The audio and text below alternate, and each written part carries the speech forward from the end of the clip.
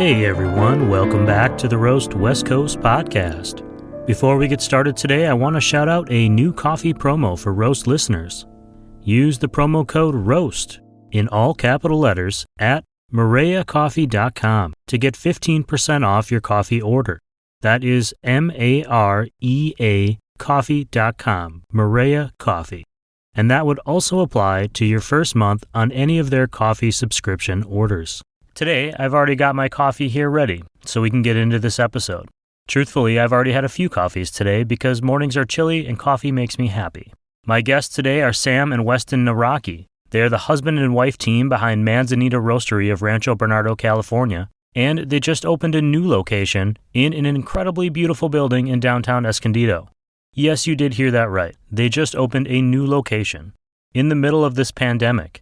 This pandemic which will occupy a significant chapter in future history books, or history Kindles, or jump drives inserted behind the ear, or whatever it is that people are using to share words in the future. Their new spot looks incredible, and there are some photos in the Roast West Coast newsletter, which, with your email, you can sign up for at roastwestcoast.com. If you haven't already, there are free and paid subscription options. The free newsletter is great and will get you recaps and show updates. And the paid subscription, which is good for a full year, is even better. And through the rest of this year, it also comes with a copy of Eli and Jane, a fiction novella with plenty of great coffee drinking scenes, and I'll use the proceeds to buy coffee for frontline health workers fighting the damn coronavirus. Sam and Weston were a joy to chat with. During our conversation, they were in their working roastery, and occasionally one of them would be called away to do something more important than chatting to me. I say that with a lot of respect. It was clear that they had a passion for customer service. Weston is the primary roaster at Manzanita Roasting, and Sam seems to be the primary forward-facing everything else. But they truly seem to be in sync, and it is a team effort. Sometimes when shows end, I'll chat with my guest for a few minutes after stopping the recording. Sam, Weston, and I ended up chatting for nearly an hour. It was just too much fun to listen to their banter and swap industry stories. Speaking of the hospitality industry, this pandemic has hit the service industry incredibly hard. If you're out there still thinking about holiday gifts, I strongly encourage you to think about what small businesses, what coffee shops and cafes make your neighborhood feel like home. And if you're in a position where you're giving out gifts this year, consider sharing the efforts of those local spots with those you love. So, swap out the bundt cake in the stocking for a gift card to your favorite coffee shop, or ship a bag of perfectly roasted beans to a friend or a favorite uncle that you may not get to see this year. And consider a coffee subscription. It's the gift that keeps on giving. At Manzanita Roasting, they're offering top-of-the-line coffees, and they still have a few of their holiday gift boxes that include 2 bags of coffee and local fresh peppermint chocolate biscotti. The best part is that shipping is free anywhere in the United States, including Alaska and Hawaii. Head to manzanitaroasting.com for details or just click the link in the newsletter. And now, it's time for yet another cup of coffee and this episode with Manzanita Roasting Company founders Weston and Sam Nawrocki. Well, let's get started. I'd say Sam and Weston from Manzanita Roasting, welcome, and thanks for joining me on the Roast West Coast podcast. It's great to have you guys. Well, it's great to be on the show to talk about coffee in San Diego. Yeah, thank you. Yeah, you're welcome. I had to brew a second pot of coffee because I finished my first pot this morning before I got a chance to talk to you. Oh, you're a legend. I've already had 3, and I can't have any more. Yeah, I usually cut it off too, but I had an extra whiskey last night, so I needed a little pick-me-up this morning. Yeah, I think we kind of over-imbibed a little bit too. So I still haven't had my first drink this morning. I think I'll have one of our baristas make me something. I usually have a cappuccino in the morning. You can try we're working on a new winter seasonal flavor. It's like a maple cinnamon from like a Ceylon cinnamon latte. We just don't do pumpkin because I'm just opposed to pumpkin.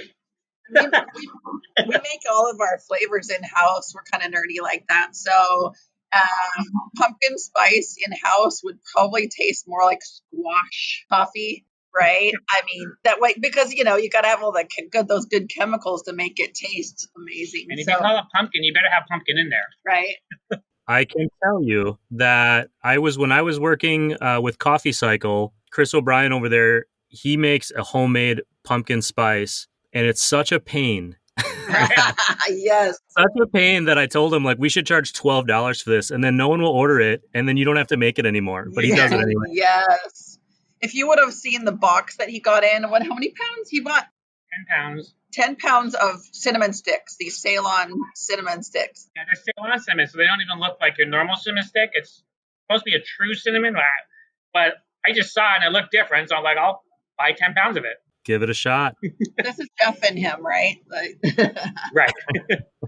You guys both come from hospitality backgrounds, right? I think, Weston, you were a chef and a somm, and Sam, you come from a wine family, I saw. Did you guys always assume that you would end up, growing up separately, that you'd end up in a hospitality business? Or was that just something that kind of happened? Well, I think for me, I mean, I kind of got out of cooking and did some wine stuff, and then I was helping my dad manage his business up in Canada, which is unrelated to hospitality. And then when moving down to San Diego, I really didn't want to work in the restaurant industry anymore because, it's a lot of work and different hours, and I was getting married, so I didn't want that. And then somehow we ended up wanting to start a coffee business, and we just wanted to do roasting first. And then it turned out that, Sam's family had an opportunity to take over the cafe and make it our own. And then back into the hospitality we came. For me, anyways, you've always been. Yeah, we had a little cafe. Back up. We had a little coffee shop here on the winery. And we we started roasting for that and roasting for wholesale. And I mean, we kind of got into coffee like while we were dating. We were starting to bounce around coffee shops on the West Coast primarily. And we just both really got into craft coffee at the same time. And he introduced me to it. He was about a couple blocks away from a coffee roaster up in Vancouver. So kind of it was a natural progression. We just really got into like what a lot of people are getting into craft coffee back then, like 2012-ish. It just progressed to like, well, we should start something together. I'm used to, like you said, I'm used to hospitality. I grew up in it. He's used to it. You got to be either crazy or just we're just used to it. And when you're used to it and opening things like that, it's not a big deal. It's like, okay, well, let's get a roaster and start this thing. So that's what we did. And then we took over. Yeah, we started selling coffee to our own little coffee shop here on the winery and wholesale accounts. And then it just kind of grew from there. I come from a hospitality family myself. And so I understand that feeling of thinking you're crazy and then saying, I'm never going to do this. I'm going to get out of it. Yes. And then starting to feel that itch coming back at some point. God, even now when I separate myself from, the horribleness of COVID, I sometimes enjoy sitting down and going, well, how would I handle this situation? How would I problem solve for this? Because that's really what a lot of it is. It is. And, it is a lot of problem solving. And, when you in hospitality, whether it's restaurant or coffee shop, you can go to a place and you can relate to whether the service is something happened that day because it's just busy and it's not their fault. Or you go to places and you're like, okay, this just needs a little bit more efficiency because, they've never done this before. And it's kind of fun how even our staff, David, he's a senior in high school. And now when he goes out to restaurants and coffee shops, he's just he's more conscious of not scrunching up your napkins and dunking in cups of water, right? Bussing his own table at a restaurant. Yeah, he's bussing his own table. He's watching what they do behind the bar. And I mean, we do that. And just so we're about to open our second cafe. We weren't even going to open the first one, honestly. We weren't going to have a coffee shop. We were like, no, we're just going to be a roaster. We weren't going to have a cafe. We're just like, let's just keep it simple. We don't want staff. We don't want that whole thing with the front of house. Let's just keep it simple and wholesale roast. But then we kind of got more popular and started getting a little bit more national acclaim. And people are like, we'd gotten on Thrillist top 20 in the country and that kind of thing. And people are like, and you guys are still just a wholesale roaster. It's kind of lame. And we had this space here to sort of build out a cafe and the neighborhood around us was just kind of screaming out for it. They're just like, come on, you guys, don't, go big. So that's what happened. And like you said, being in hospitality, it's like, you're like, all right, well, let's just do this. It's definitely a different world. My wife came to one of our work meetings once and I think she left a little shell-shocked and was just like, that's not how my work meetings as a professional medical person go. And I was like, yeah, no, it's a little different. What does your wife do? She's an occupational therapist and she works in the school system with special needs kids. So this has been a really crazy year for her. Wow. Yeah, it's very different. I mean, you got to be hospitality. You kind of have to, like you said, you got to be a little crazy, but then you also we have a passion for it. I just love hospitality and I like making it better and better and better for people and just, upping the experience every day and, and helping our staff kind of up their game and how they deal with people. Since Weston's not here for a minute, I think he's off making you a cappuccino. I would ask, How is it working with a spouse? I've worked with my spouse, and not everyone can do it. But how do you manage that separation between the business and a relationship, or is it just all one big pot? It is all one, it's crazy because we get along so well. And I think we really get each other, and we can go home and talk business and not, stress out. They integrate together, and it really, really works. I think we have a really strong relationship to where, and once in a while I'm like tapping out. We can't talk about it, just I'm not going to do it. And we'll take our little staycations and try to, get away once in a while, like a 2-nighter somewhere. And then we're just like, nope, we're not really talking about work. Maybe something fun to do with work, like the build out of the new cafe or something like that, but nothing. We've learned to separate it a little bit when we have to, but we enjoy it. We have a fun time working together. I mean, I can honestly say that we have a really good time. So he's bossy. Gotta have one that's a little bossy, I guess, and one that's like, I'm like, okay, whatever, you can be a little bossy. I need it. I know personally that there's a difference between being bossy and being the boss. Yes. You mentioned the cafe build out. You guys are opening a cafe now in the roastery in Rancho Bernardo, and you're opening a new one in downtown Escondido. And I saw a photo on Instagram. What was that feeling like, seeing the sign lit up on the corner for the first time? And what's the plan for this new location? So the new location's going to be, reminiscent of Manzanita 1. I call this the mothership. It's going to have, so you saw that it's got that whole like 1930s vibe, it's a resurrected old theater that was from the 30s, and they made it even better. They made it look the way it should have looked back in the day.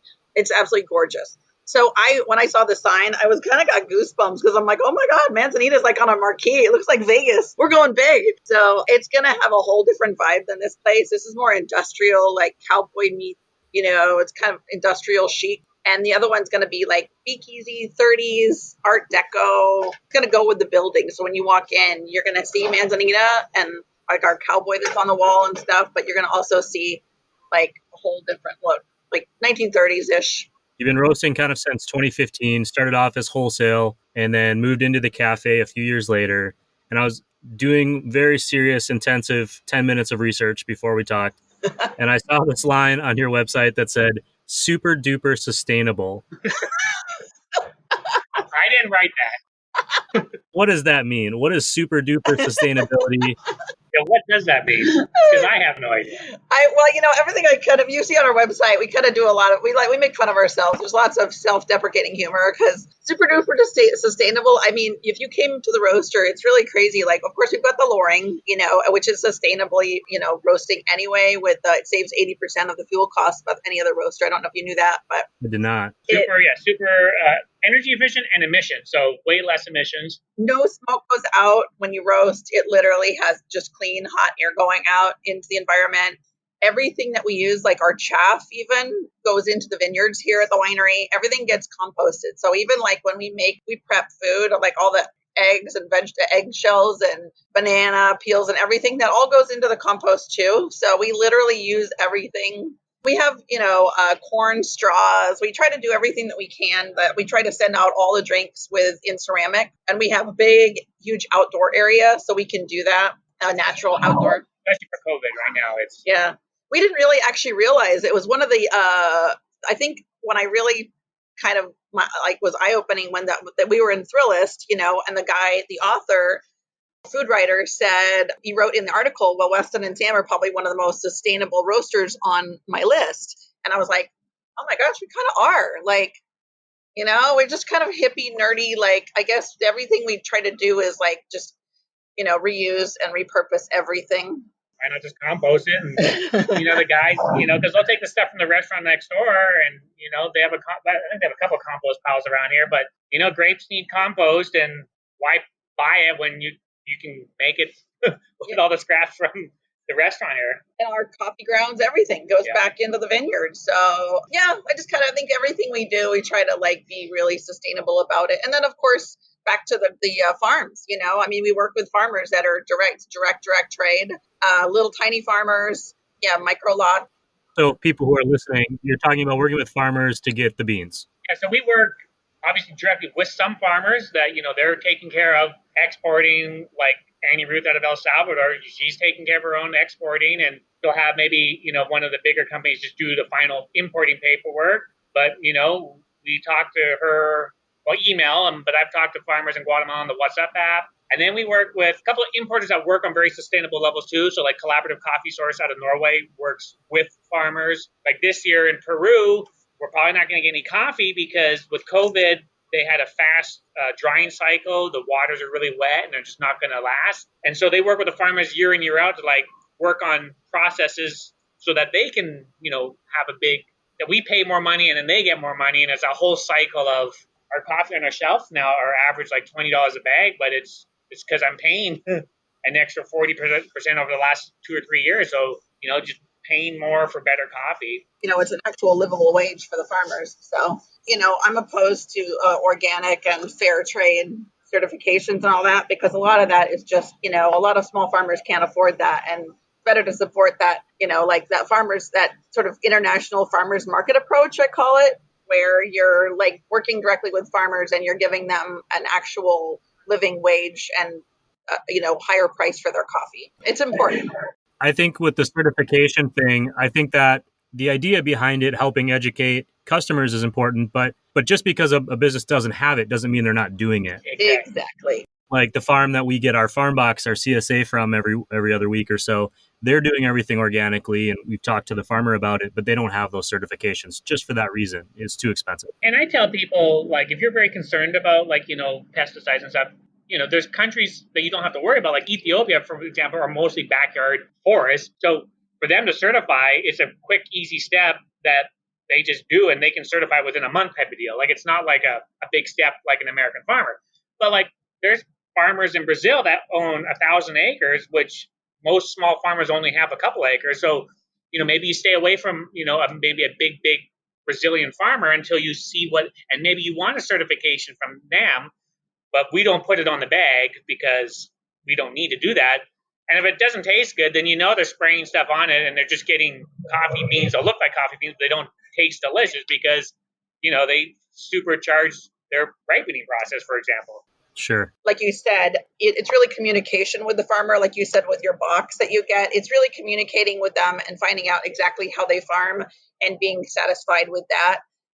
And that's enough. I mean, they do organic processes but they just don't have the certification. Once those beans show up in your roastery, do you guys have kind of a style that you are comfortable with or that you're known for, or a philosophy on how you treat those beans? If somebody's going to get a Manzanita coffee, what should they expect that process goes through once they're on site? I say it's like a medium light. I mean, really, it's a light roast, but we call it like a medium light roast. It's sweet, it's clean. You get a lot of purity of the flavor. So I always tell, like, our new customers, I'm like, I'm paying a lot for this coffee, so I want it to taste unique for what I paid for it. If not, I'll buy something different and roast it really, really dark and just get the roast flavor. So I like the balance of the sweetness and the acidity to like balance there. So in wine, I like a brighter style wine where like every sip your mouth is kind of refreshing and there's nothing's heavy on the palate. So it's like, I don't like the big mouth coating style of wine or even beer, for example. Like triple IPAs are just too malty and sweet for me.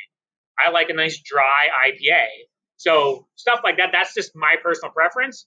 And then we do have a dark roast that, people want some of that roastiness. They don't really want too much fruit. They're going to put cream in there and, it does the style, but it's still going to be better than I think a lot of other dark coffees. I mean, it's definitely going to be better than a big chain dark coffee. Back to your website, one thing I really noticed is that you offer a lot of information about each coffee bean that you are selling, more than just country of origin, which a whole nother topic, but coffee is such a worldwide endeavor. But on your website, you guys have like details about like what altitude the coffee was grown at, what the soil type was, the dry time. Do you find that customers are interested in that, or it makes them feel more comfortable that you know what you're doing? Or is there a benefit to educating your customers on all that? I think putting it on the website is great because you can put as much information on there as you want and you don't have to worry about, like on a bag, I don't want to put that all on the bag. We just want, what the coffee is. And then right now we have 2 Ethiopians, so I make sure it says washed and natural. They may not know what that is, but at least our baristas do. And then a tasting note, kind of like a wine tasting. So, like I tell them, like, if you like citrusy coffees, then look for the ones that are more citrusy.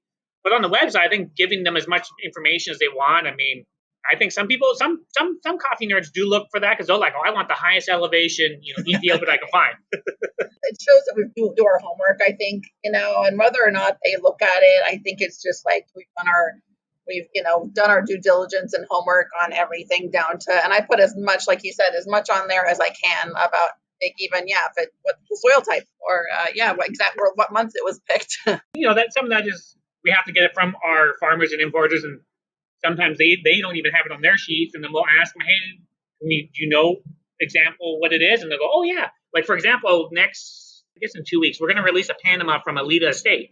So last year we got a Alita Estate Panama. It was just a general, like his Catuai natural lot. Well, this year we got samples and we actually picked a whole day. So we actually have our own day lot. There was only super nerdy. There was only 5 bags of it available, but we got all of them for that day. Yeah, so that means those are all beans that were literally picked on the same day. Yeah, because they'll do every, especially like Alita Estate, because they're big. They have enough manpower and they pay like all their workers really good, and they have a very organized skill. They also are the ones that sell every year the most expensive bean in the world at auction. So they take that system and they apply it just to their general non-geisha stuff, which is still pricey, but it's way, way cheaper than. And they take notes on everything. They'll tell you, like, I tasted one that I wasn't going to buy, but it was like 120-day anaerobic fermentation, and it was picked on this day, and I'm like, that is. So we picked the date, and on the bag, I think it says, like, I don't know actually what the date says on there, but it'll be on our little information square. You'll know exactly what date it was picked. That's really incredible to have that information. I would say that, like, if there's a beginner, I'm like one step above beginners. Right. And I've been trying to learn about coffee for a couple of years now. But then there's this whole nother level, which is where you guys are clearly at, maybe even above that. But I think it is interesting to see those things. And that's, as a customer, I would think that's how I would get more excited about or interested in learning. Like, oh, I had no idea this was a thing. And maybe I'll read about it on something. And that can lead down a whole rabbit hole where, as I've learned, I own multiple brewing pieces and I have more coffee. And I'm the only one who drinks coffee here. And there's pounds of coffee in the house. What? So it's a problem. As we are entering the holiday season, do you guys have any sort of special things coming up? You already mentioned that the maple cinnamon. Yeah, that's like the cafe special.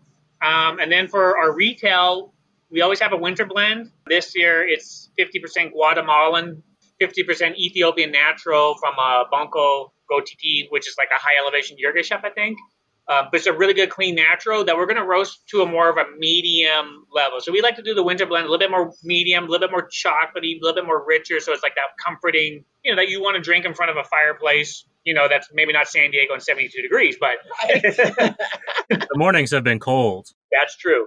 They have been cold, actually. This morning was cold. And then the other thing we actually need to organize, probably start right now, is every December we do like a Christmas box. And you order online, you can ship it to anywhere. It includes free shipping, but it includes the winter blend and then another choice.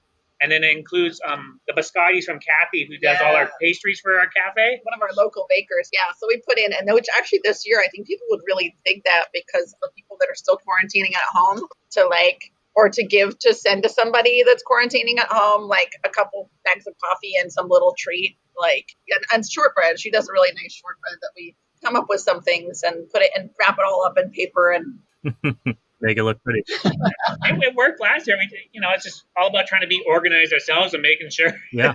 With opening a new cafe in like 2 weeks and training 10 employees, you sometimes forget to do things. Well, and you're not just training, you're training during COVID, which is an entirely different process than a different time, I would imagine. Well, I think we're crazy to be opening a second cafe during COVID, but I think people, our customers are so excited to be out. There's people quarantining and they're getting our subscription or they're ordering online or they run in real fast and get our coffee. But then there's other people that just really want to get out and change their bubble or change their, or even they sit here and Zoom out and our beautiful gardens outside. And so I think it's really important to create that community space right now that people can kind of come and, be at and feel like they're around people. We've definitely, we're in a Rancho Bernardo area. So, we have Poway and we have the 4S Business Park. So in this area, there's a lot of business travelers / tech people.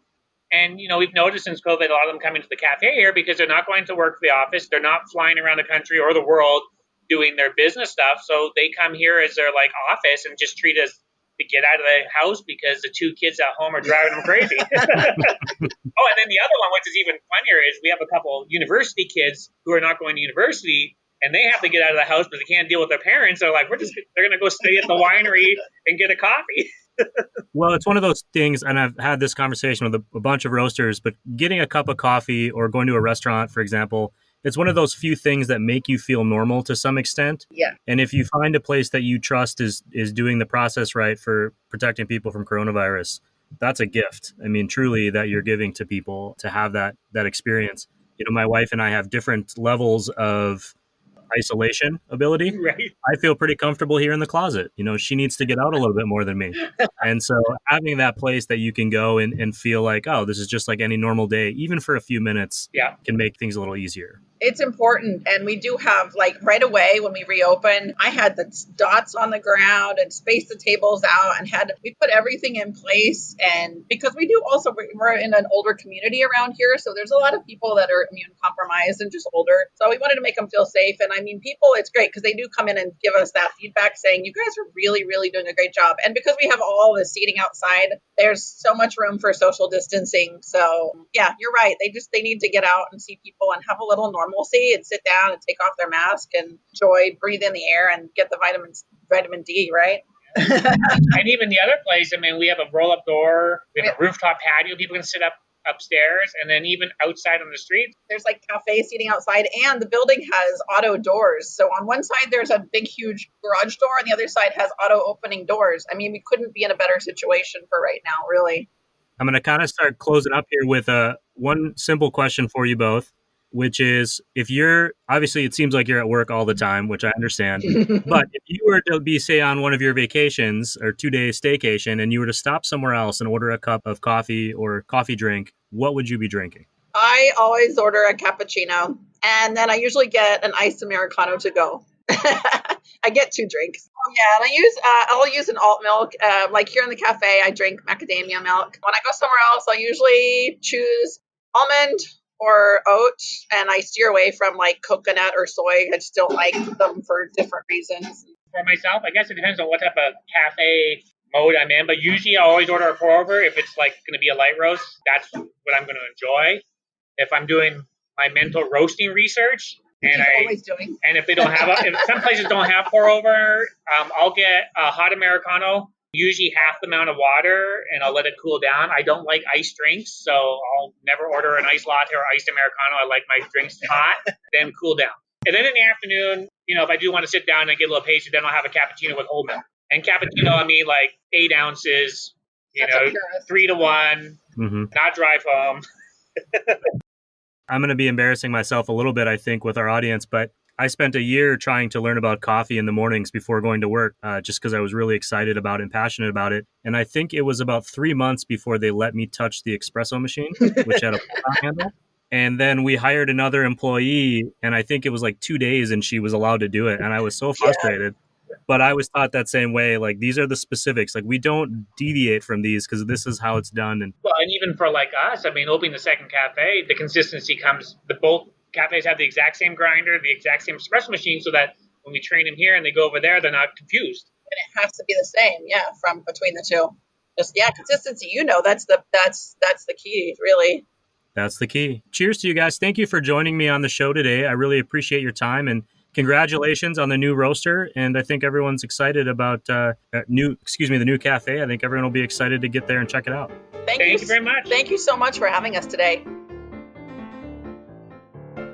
Thanks for listening to this episode of the Roast West Coast podcast. I can't talk to Sam and Weston too often, or I'll remember how much fun it can be to run a cafe, and I'll want to get back into the business. If listening to them inspired you to want to learn more about their business, read about all those details they provide about their coffees, or order one of those gift packs, head to manzanitaroasting.com. You can also click the links on roastwestcoast.com, where you'll find all of the up-to-date promo codes for coffee discounts and the schedule of upcoming shows. On Friday, Chris O'Brien of Coffee Cycle will be back to talk to us about coffee grinders, grind consistency, and continue his efforts to make sure our coffee tastes as good as it possibly can. Next Tuesday, I'll chat with Bev and Lynn, the women behind the award-winning, like seriously big-time award-winning, and as important or even more importantly, mission-driven Moster Coffee. We talk about their coffee, about them being women leading in this industry, the mission behind their coffee efforts, and what representing their shared Filipino heritage means to them. You do not want to miss this show. And you don't want your coffee-loving friends to miss it either. So let them know that they can search for Roast West Coast on any major podcasting platform, including Apple, Spotify, Amazon Music, YouTube, and basically everywhere else you can find great podcasts. Please consider leaving a rating and review. It really helps listeners find new shows like this one. If you just listened to this show for the very first time, we are well past halfway through Season 1. And episodes with great local founders and roasters from Zumbar Coffee and Tea, Steady State Roasting, and Ironsmith Coffee, plus a bunch of Coffee Smarter shows are already out. Be sure to go back and listen to them. Thank you for listening to the Roast West Coast podcast. Don't forget to sign up for the newsletters at roastwestcoast.com. Roast giveaways to subscribers have begun, stickers and patches will be in soon, and you can find all of the discount promos for coffee from some of the great North County San Diego coffee roasters featured on this show. And don't forget coffee when making your last-second holiday gift decisions. You really can't buy coffee from too many local roasteries this year, and those dollars will go a long way. This episode of the Roast West Coast podcast has been produced and recorded by me, Ryan Wolt. I hope this show finds you happy, healthy, and with at least enough sanity to survive the 2020 holidays. And as always, be sure to drink good coffee.